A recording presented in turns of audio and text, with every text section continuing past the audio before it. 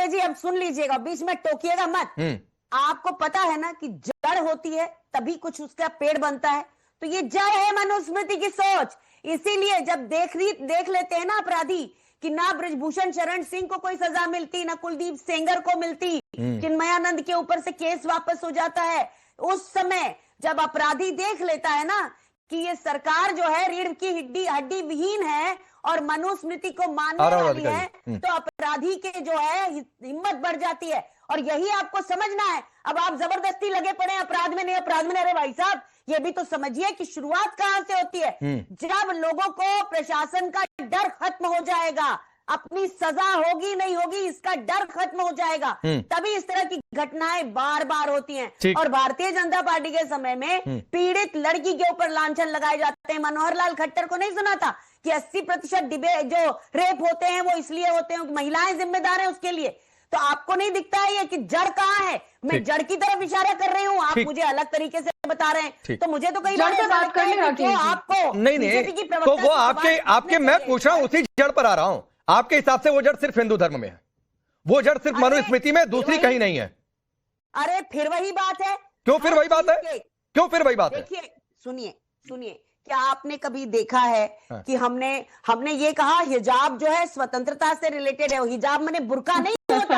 हिजाब मैंने किसी का, हमारे यहाँ जो घूंघट, हमारे यहाँ महिलाएं जो गाँव में लेती हैं, आप उनका घूंघट हटा सकते हैं क्या? आप गए गाँव में, मैं तो रोज गाँव में रहती हूँ, तो वहां पर जो महिलाएं हैं ऐसा घूंघट लेके चलती हैं, क्या आप उनका घूंघट खींच सकते हैं? इसी तरह से वो किसी का अगर हिजाब वो पहनते हैं तो ये उनका स्वतंत्रता का हक है। सारी दिक्कतें हिंदू धर्म में है।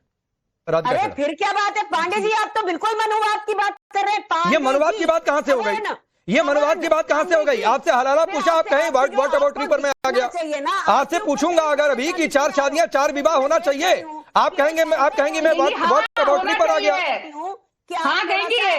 ट्रिपल तलाक पर एक आया, भर कर विरोध हुआ। वक्फ की बात आ रही है, भर कर विरोध हो रहा है। तो ठीक है मैडम, ये मनुवाद नहीं है। मैं तो कह रहा हूं कि अगर आप ये मान रही हैं कि सारी दिक्कतें हिंदू धर्म में हैं, तो बतौर हिंदू हमें जरूर सोचना चाहिए और जितनी कुरीतियां हैं उनकी लिस्ट बनाकर उन्हें दूर करना चाहिए। मैं तो कह रहा हूं, इसमें मनुवाद कहां से आ गया? राधिका खेड़ा रिप्लाई, जड़ है, वो जड़ पर प्रहार कर रही हैं। अनुमा जी लेट हर आल्सो रिप्लाई। आपकी जड़ वाली बात का मैं रिप्लाई लेता हूं, आपकी जड़ वाली बात का रिप्लाई लेता हूं, आपकी जड़ वाली बात का। अनुमा जी प्लीज, इस डिबेट में अभी तक 80% टाइम आपको मिला है, तो please hold on. Rakesh ji, उम्मीद करती हूँ मुझे उतना टाइम। चलिए बारी बारी से, कोई किसी के बीच में नहीं आएगा, कोई किसी के बीच में नहीं आएगा। राधिका खेड़ा को 2 मिनट सुनिए, फिर 2 मिनट आपको फिर मिलेगा। आप तो आए थे मेरे बीच में। राकेश जी, उम्मीद करती हूँ जितना टाइम इनको मिला उससे एटलीस्ट 50% आप मुझे देंगे। Please control this, please control this. अच्छा आ रहा हूँ अनुमा जी, इसी शो में आपकी ये दिक्कत भी दूर हो जाएगी। चलिए प्लीज कंट्रोल दिस लेडी।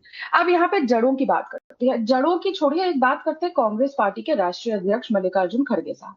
उनके सुपुत्र जो शहजादे नंबर 2 हैं, राहुल गांधी जी के बाद आते हैं, क्या कहा था उन्होंने? सनातन धर्म में एक बीमारी है, उसे नष्ट करना।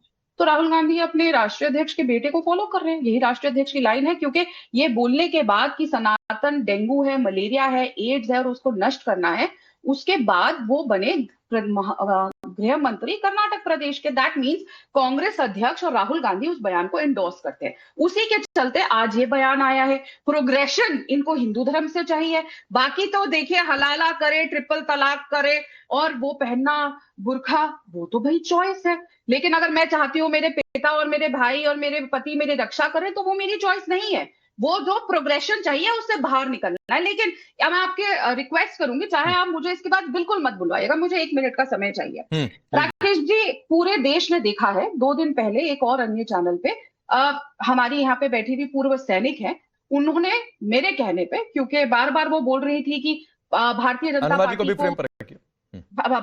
पार्टी को वंदे मातरम नहीं आता है, बिल्कुल बोल रही थी। वो अलग बात है कि मैंने अपने जीवन काल में, क्योंकि कांग्रेस ने रूल बनाया था कि 2 ही स्टैंजा गाए जाएंगे, तो हमें स्कूल में वही सिखाया गया था। तो ये प्लीज इनको कंट्रोल करिए। Radhika ji 1 minute, Radhika ji 1 minute hold on. अपने चैनल की जलालत ये यहाँ निकालना चाहती है। क्या चीज? मतलब दलील हुई थी ये वंदे मातरम गा के? नहीं प्लीज मतलब मैंने इनको वंदे मातरम खाने को कहा तो ये दलील हुई थी। तौबा बाबा प्लीज इनको म्यूट करिए, मैं इनके बीच में नहीं म्यूट किसी को नहीं करेंगे, म्यूट किसी को हम नहीं करते, म्यूट किसी को नहीं करते। तरीके के बारी बारी से अनुमा जी सुनिए, सुनिए अनुमा जी मैडम बारी बारी से ना, मैं ये कह रहा हूं कि पीसीआर, सुनिए अनुमा जी, मैं इसका सॉल्यूशन देता हूं। सुनिए, आप बोलेंगी तो राधिका नहीं बीच में इंटरप्ट करेंगी, और राधिका बोलेंगी तो आप इंटरप्ट नहीं करेंगी, और आप दोनों स्वतंत्र हैं अपनी अपनी बात रखने के लिए। Anuma ji this is not fair, Anuma ji this is not fair. मैं सबको समय दे रहा हूं, आप क्या बोलेंगी ये राधिका तय नहीं कर। Radhika ji please hold on, दोनों लोगों की आवाज डाउन है, दोनों लोगों की आवाज डाउन है, पीसीआर दोनों लोगों की आवाज डाउन है। अनुमा जी आप क्या बोलेंगी ये राधिका तय नहीं करेंगी, और राधिका क्या बोल रही है ये आप तय नहीं कर सकती हैं। तो प्लीज इस तरीके का सिलेक्टिव होने की कोई जरूरत नहीं है। आप दोनों अपनी पार्टी की ओर से असाइन हुई हैं, बीजेपी ने राधिका जी को दिया है और कांग्रेस पार्टी ने अनुमा जी आपको दिया है इस डिबेट में शामिल होने के लिए। तो प्लीज इस तरीके से सिलेक्टिव होने की जरूरत नहीं है। अनुमा जी को लाइए फिर से शो पर, और कोई किसी के बीच में पीसीआर वन टाइम पर सिंगल पर्सन का आवाज ऑन एयर रहेगा। राधिका जी बोलेंगी सिर्फ राधिका जी, और अनुमा जी बोलेंगी तो सिर्फ राधिका जी। राकेश जी मैं बोलूं? अब वो तो है नहीं सुनने को, पर मुझे अच्छा है, मुझे अपना मोनोलॉग करने का समय मिल जाएगा। देखिए ना राकेश जी, इतना कुछ हुआ, मैं कुछ नहीं बोली, इतना कुछ बोला गया, मुझ पे पर्सनल कमेंट बोला गया आपके सामने, मैं यहीं बैठी हुई थी, और मैंने आज मेरे आंखों में आंसू हैं आपसे ये बात करते हुए। इसीलिए है क्योंकि एक दिन पहले यही महिला जो आपके शो से उठ के गई, वो एक पूर्व सैनिक है, और उस बात का मैं बहुत सम्मान करती हूँ, मुझसे उम्र में भी बड़ी है। तो एक डिबेट में उन्होंने मुझे कहा कि मुझे आता है पूरा वंदे मातरम के सारे स्टैंड्स और मैं गा सकती हूँ। मुझे बहुत खुशी हुई कि कांग्रेस पार्टी में भी आज भी ऐसी रीढ़ वाली महिलाएं हैं जो राहुल गांधी के दिए हुए फरमान, सोनिया जी के दिए हुए फरमान के बावजूद भी पूरा के पूरा वंदे मातरम गाने का जिगरा रखती है। और मैं उस सम्मान में खड़ी हुई ये कह के कि मैं आपको सल्यूट करती हूँ। उन महिला ने गाया, वो अलग बात है, उन्हें पढ़ के गाया। ये हमारे कॉन्स्टिट्यूशन में नहीं लिखा है कि हम पढ़ के नहीं गा सकते और हमें कंठस्थ याद रखना है। हालांकि उन्होंने कहा था उन्हें कंठस्थ है, वो मेरा प्रॉब्लम नहीं है, पर आई एम वेरी हैप्पी, चाहे मुझे नीचा दिखाने के लिए, चाहे जो करने के लिए, उन्होंने कम से कम पूरा के पूरा वंदे मातरम गाया, एंड आई सल्यूटेड हर। और उसके बाद क्या हुआ, मैं इसलिए क्यों सुनाई ये बात, ये बैकग्राउंड, क्योंकि रूट्स की बात हो रही है। उसके बाद से ये जो राहुल गांधी महिलाओं की रक्षा सम्मान की बात कर रहे हैं, मनुस्मृति को गाली दे रहे हैं, पूरी की पूरी कांग्रेस पार्टी इंक्लूडिंग दिस महिला, जिस तरीके की घटिया, चलिए राधिका जी, जिस तरीके की घटिया अपशब्द, आप अगर राधिका जी ना सुनिएगा 10 सेकंड बस, 10 सेकंड में आ रहा हूं अनुमा जी, फिर पूरा समय आपका है। 10 सेकंड में आ रहा हूं, just give me 10 second, 10 second ज्यादा बुरी है, प्लीज सुनिए। ये मनुस्मृति से ज्यादा खतरनाक सोच है, क्योंकि एक महिला को, क्योंकि इनके आका का मैंने फरमान इनसे तुड़वा दिया, तो चलिए राधिका जी, अब अगले 2 मिनट कोई बीच में नहीं आएगा। 1 मिनट, हाँ राधिका जी प्लीज। पार्टी की महिलाएं, ठीक है, जिस पार्टी की महिलाएं दूसरे सांसदों का भाव लगाती हैं, ठीक है, क्योंकि मैंने इनसे वंदे मातरम, ठीक है, अब अगले 2 मिनट सिर्फ अनुमा जी के हैं, कोई बीच में नहीं आएगा, मैं भी बीच में नहीं आऊंगा। राधिका जी, राधिका जी कंप्लीट करने दीजिए, बिकॉज ये मनुस्मृति की सोच नहीं है, राहुल गांधी की सोच है, जिसको ठीक है, की जरूरत है। ठीक है, हो गया। राधिका जी प्लीज शांत रहिए, अगले 2 मिनट सिर्फ अनुमा जी की आवाज ऑन एयर है। और अनुमा जी ये तो आपकी तारीफ कर रही थी, बिल्कुल इन्होंने आपकी कोई बुराई नहीं की। अगले 2 मिनट महिला सुनिए, आप लिपापोती मत करिए, ये महिला परसों अपनी जलालत खुद करवा चुकी है, मैंने कुछ नहीं कहा था, खुद ने इसने अपने पैर में कुल्हाड़ी मारी, और आज जबरदस्ती वो हिस्सा इसलिए लेकर आ रही है कि उस दिन का, अरे कहीं और की डिबेट कहीं और छोड़कर जाइए, जब न्यूज 24 में परसों का दिन दोबारा आएगा तब देखेंगे, आज की बात होनी है। जबरदस्ती लगी हुई, मेरी कोई तारीफ की जरूरत नहीं है, पर ये महिला का जो आदतन है, इनकी तरीके हैं, वो मुझे पसंद नहीं। डिबेट पर जो आज का डिबेट है उसकी बात होगी। तो जो राहुल गांधी कह रहे थे उसमें श्लोक 148 में कहा है कि महिला बचपन में पिता, बड़े होकर जब शादी करे तो पति के, और उसके बाद बेटे के अधीन रहे, ये उसमें लिखा हुआ है। मैं ये बात कर रही थी। और राहुल जी के साथ आप देखिए, कल इनके जमीन थर्राई हुई है, क्योंकि जिस कदर वहां पे लड़कियां और बच्चियां थी, स्टूडेंट्स थे, उसको देख के बीजेपी को लगा कि इतने राहों में कांटे बिछाने के बाद भी इतना ज्यादा पावरफुल मैसेज गया है, उसके कारण बीजेपी थर्रा रही है। और मुझे तो लगता है कि अगर कोई मेरी ऐसी बेइज्जती आदमी की आवाज आ रही है तो उस व्यक्ति के साथ मैं दोबारा नहीं आती, लेकिन वो इनकी आदत है कि इनको प्लेटफॉर्म देंगे ऐसे लोगों को, तो फिर आपको प्लेटफॉर्म देंगे ऐसे लोगों को, तो फिर आपको भी यही माना जाएगा कि भाई आप तो एक तो बीजेपी की तरफ से बोल रहे हैं और दूसरे आप मनुवाद के समर्थक हैं।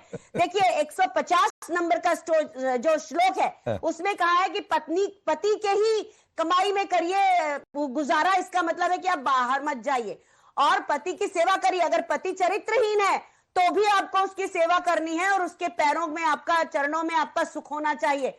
और धार्मिक अनुष्ठानों से मतलब जो महिला को ही करना है और पति की सेवा के माध्यम से उसे स्वर्ग प्राप्त होता है और पुनर्विवाह नहीं कर सकती वो।